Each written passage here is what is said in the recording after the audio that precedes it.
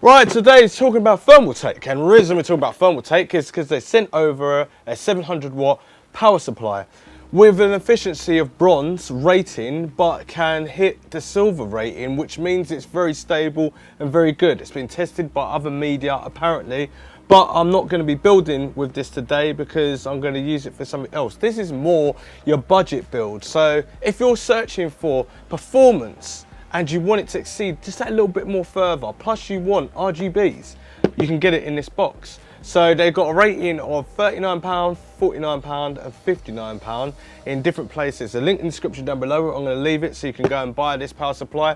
If you're all about the budget power supply, but you want something very stable and you want something that you can have a little bit of RGB flair to. Now, saying that, having RGB power supplies is not really relevant sometimes. It is in Thermaltake's case where they've got opened out cases where the RGB power supply, which just nearly broke on the side there, I've got it plugged in, so I've got to be very careful.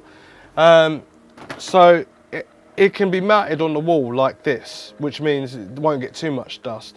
But no one's going to have their power supply like this inside their case. They'll have it more like this. And normally it's facing downwards like that.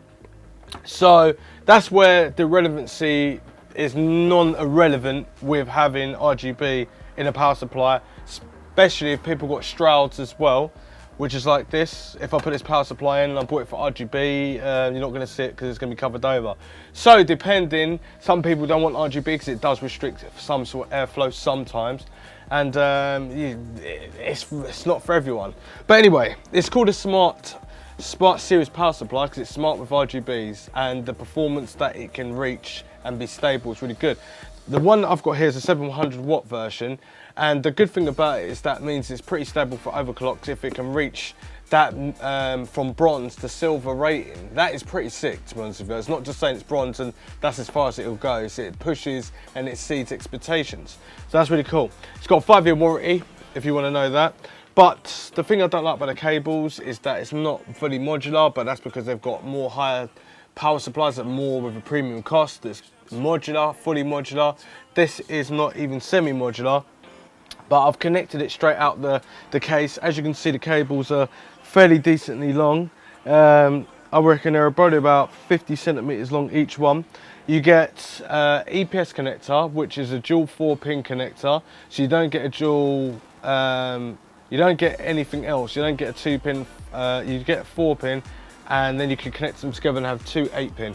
But the thing is if you're going to use this for an old school motherboard, then you're going to have a problem with the 2-pin. But yeah, so it's only got that, so you have to look elsewhere for another thing. Anyway, it's got PCI Express cables for your graphics card. It's only got one for some reason. Actually, I don't know why it's only got one, but it only has actually got one.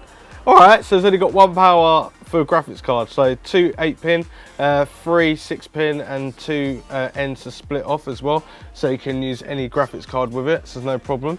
You've got SATA connectors as well, and I hate Molex, as you well do know, but we've got Molex connected to the pump in the water cooling unit there as well. So it comes with 2 Molex, no actually it doesn't, it comes with 3 Molex, and it comes with what's that, 1 2 3 4 5 6 SATA connectors, and that's pretty cool. Actually it comes with more Molex, sorry, my bad. It comes with 1 2 3 4 5 Molex. Okay, oh, it says it on the box here. I should have just read the box, shouldn't I? Would have been easier. FDD 4-pin, 1 times that. Yeah, and everything else is exactly the same. Yeah, 5 Molex connectors. But anyway, it's a nice stable rate. We're going to quickly show you the RGBs quickly. So it's got like a breathable mode over a few colours. It says it's got 256 changing colours. So 256 colours, PSU RGB fan. So you've got a little square button on here. It doesn't click, it just presses and it feels like you haven't pressed anything. So at the moment it's on red, that's what it will start on. Then you've got green.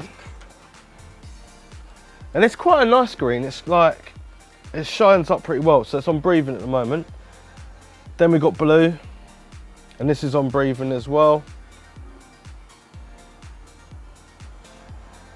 Then we've got sort of a yellowy green.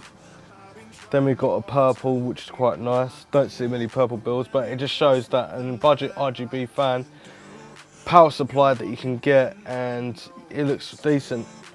Other than the cables, I don't like the spaghetti. I know it's RGB, but what you trying to obviously, you know what? If you covered these all up into black braided cables, I'm telling you, you'd make more sales. And if you made it semi-modular as well, you make definitely more sales of it. But then again, you're buying for performance, so if you're not really bothered about the cables, where it looks and everything like that, which most people are these days, then you're going to be worried about the cables. But if not, and you're worried about performance, this is definitely worth a power supply to get.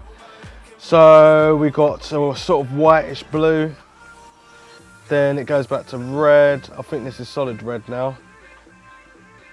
No, it's tricking me. Okay, this is solid red. Right, so there we go, we've got solid red, and it goes through all the colours that I've just gone through. That's solid. Look how bright that green is, decent. Blue, greenish yellow, purple, turquoise, light bluish white, and then off. If you don't like RGBs, you can turn it off. Then obviously it just goes through the spectrum of colours, so it should go red, and then it should go a different colour. Or not. Let's go back, it might be this one. Different colour, there we go. Right, so that's what it does. So it's pretty decent. Pretty short video as well about the power supply. It's already been tested and everything like that. It does look aesthetically pleasing. I think it does look very nice for a budget power supply. Just, they've made a little bit of an effort for it, and at that price point, you can't really go wrong with a trusted power supply maker. So if you think about it, years ago you always had to make sure that you got the power supply with the brand name on it, and it will always cost you a premium price. And now they seem to cover and cater for everyone in that category. So if you're in a budget market, a semi-budget market, a medium sort of to budget, or budget to medium to getting better and better and more expensive, they got you covered. But yeah, it's pretty decent, and 5-year warranty, can't go wrong, so that means they're pretty adamant that it's going to be decent. But there will be a budget build with this, because that is decent. Think about it, $39.99 in British pound coins for a budget power supply. It's RGB, high performance rating, from 500 watts at that price, 600 watts and 700 watts being $59.99. Can't go wrong with that. Anyway, if you liked this video and thought it was helpful and it was descriptive enough, which it wasn't, because technically it's just showing you the RGB plugged into the power supply, then yeah. Oh yeah, also the 24 pin is already connected. You know, like obviously you've got an old school motherboard, you can change it over to the 20 pin if you want, but 24 pin is already connected, which means when you're trying to get it in awkward angles, it's already clipped together and it won't pop out. It's really solid. Anyway, and the EPS connector is decently long as well, so you can definitely travel with that. Anyway, if you thought this video was helpful and you're thinking about buying this power supply, hit the link in the description down below and contact me at any time if you want to ask me any questions. If you feel like to, do so down below. And I can't remember what I was going to say. Yeah, anyway, I'm Roger and I'm out. Please stop calling me, hey MXDOUT, hey MXDOUT. My name is Roger. Leave it in the comments down below. Roger, Roger, Roger, Roger, Roger, Roger. Anyway, see ya. Thanks for watching.